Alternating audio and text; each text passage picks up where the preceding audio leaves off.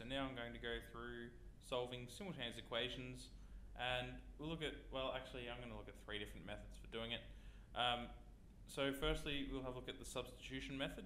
This method works really nicely when you've got a variable equals an equation in terms of another variable. So like if we have y equals 4x minus 1 as we do in the first problem here,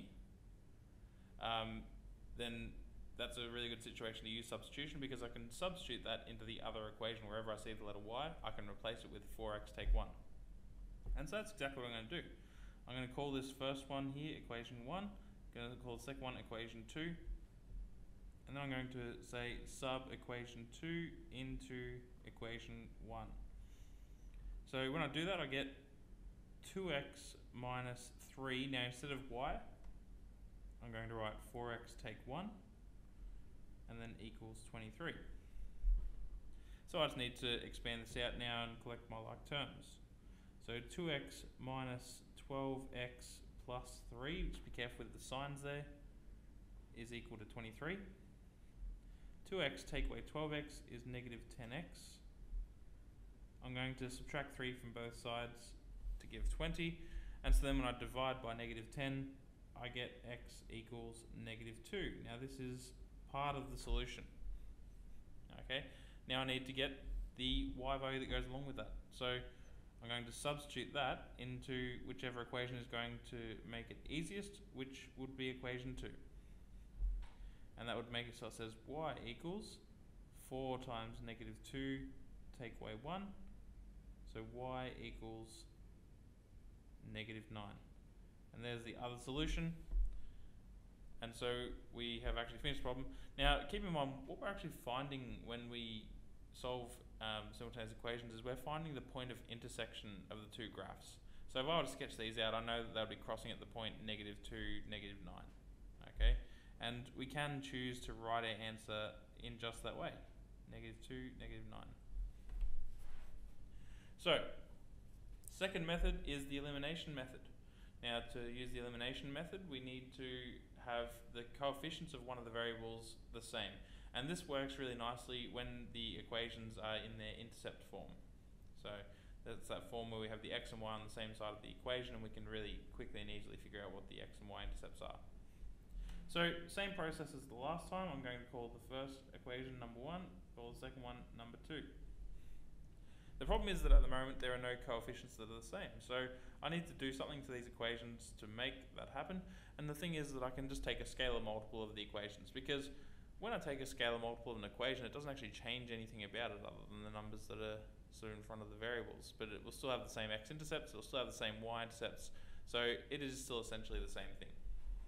So I'm going to try and make the coefficient of x to be 6, because then I could multiply the first equation by 3, and I could multiply the second equation by 2, and then I'd have 6 in front of both of those x's, and I could cancel them out. So that's exactly what I'm going to do. I'm going to do equation 1 multiplied by 3 and equation 2 multiplied by 2.